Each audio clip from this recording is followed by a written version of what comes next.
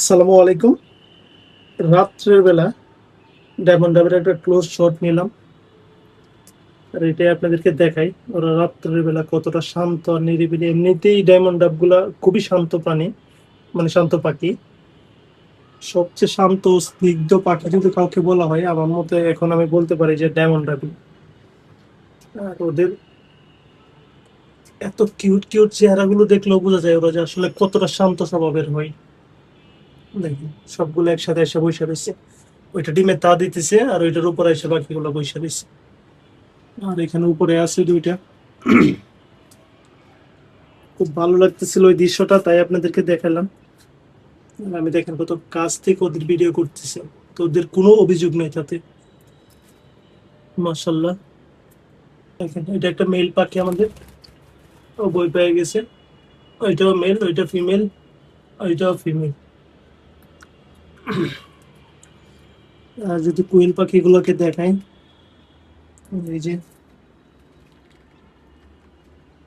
এখন মাত্র আমি বাইরে থেকে এসে লাইট দিলাম ওইখানে। লাইট দেওয়ার পরে ওরা খাবারের সন্ধান আবার বের হয়ে গেছে, দেখেন খাবারের বাটিতে গেছে। আমি এসে রাত্রে প্রত্যেকদিন একবার ওদেরকে খাবার দিই, কারণ সকালে ঘুম থেকে উঠতে লেট করি। তাই রাত্রে ওদের খাবারটা আমি দিয়ে রাখি, যেন সকালে ওদের খাবারের কোনো কষ্ট করতে না হয়।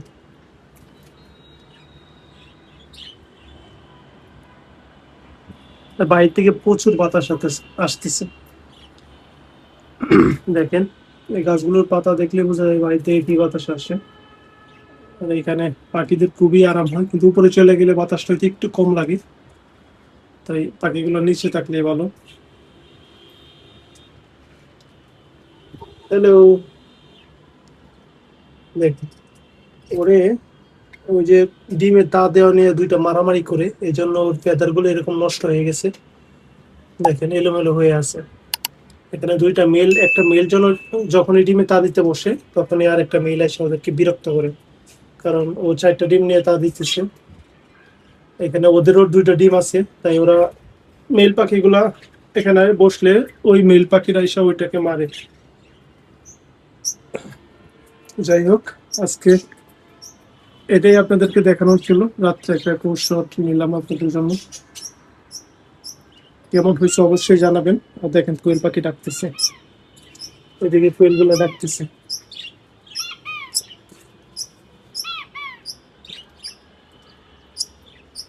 আমাদের কোয়েল পাখি সেট আপ এদিকে। ওদেরকে লাইট দেওয়ার পরে ওরা দেখেন সবাই সজাগ হয়ে গেছে।